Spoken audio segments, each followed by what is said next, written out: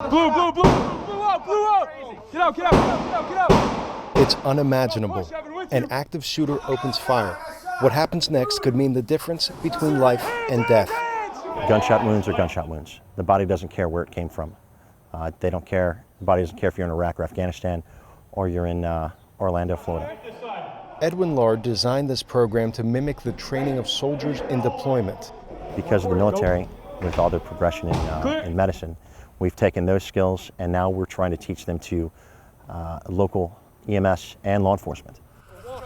The goal is to teach basic life-saving techniques to the people deployed to stop an active shooter. The training that we've been doing for the past 48 hours is training for the call that we hope we never get. And that call is a mass casualty event. Unfortunately, they've become more common. In this exercise, Adam Parks oversees Department of Homeland Security personnel. That prepares for being able to move into a spot, a hot zone if you will, that's not safe, that only law enforcement can go into. And because we're armed and because we have the tactical skills to get into a situation, we could perform the basic life-saving skills necessary to get victims out and get them to more advanced life-saving skills and personnel. Training starts here, in a classroom. Agents learn the basics of carrying and using a tourniquet. They learn how to stop the bleeding of gunshot wounds by stuffing gauze into a pig's shoulder. Then they learn to perform under pressure. If they're ever doing this, they're doing this in a very stressed environment.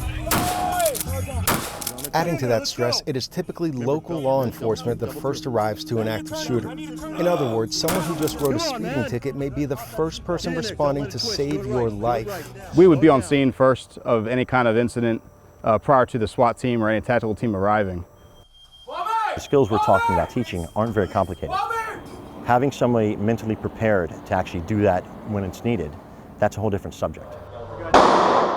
In a world where active shooters are increasingly common, Lard says it's important not just for first responders, but for every citizen to learn how to apply a tourniquet. Because although help may be just a few blocks away, the time it takes for someone to find you may have already been too long.